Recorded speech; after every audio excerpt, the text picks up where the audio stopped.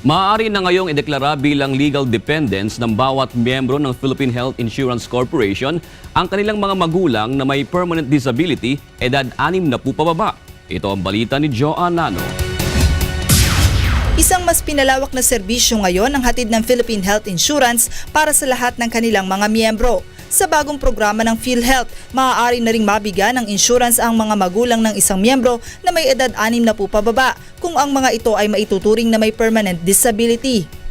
Ayon kay PhilHealth spokesperson Dr. Israel Francis Pargas, maaari na ngayong i-enroll ang mga magulang ng isang PhilHealth member bilang legal dependents kung ito ay mayroong permanenteng kapansanan.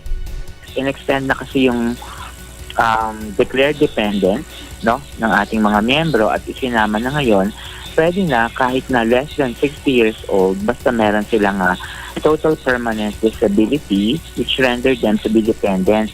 Sa ilalim ng Section 3 ng Implementing Rules and Regulations of Republic Act 10606 o ang National Health Insurance Act of 2013, nakasaad rito na ang bawat magulang na permanently disabled anuman ang kanyang edad ay maaaring ipalagay bilang total dependent. Sa lahat ng mga miyembro na nagnanais na isama ang kanilang mga magulang na may kapansanan bilang karagdagang mga dependent, magtungo lamang sa pinakamalapit na PhilHealth office upang kumuha ng PhilHealth member registration form.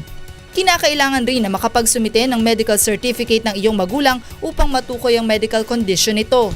Mag-a-attach ng tinatawag nating medical certificate na siyang nagpapatunay or proof na nagsasabi kung ano yung pagkakasakit o kung ano yung disability ng kanyang mga magulang.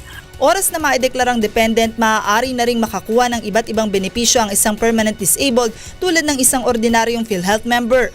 Para sa lahat ng benepisyo, pareho po nang nakukuha pag yung pagpapa-hospital o yung ating mga special benefits, yung ating catastrophic care, lahat po ng day surgeries, lahat po yan ay makukuha rin.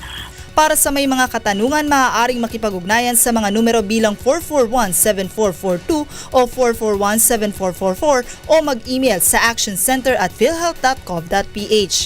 Joan Nano, UNTV News Worldwide.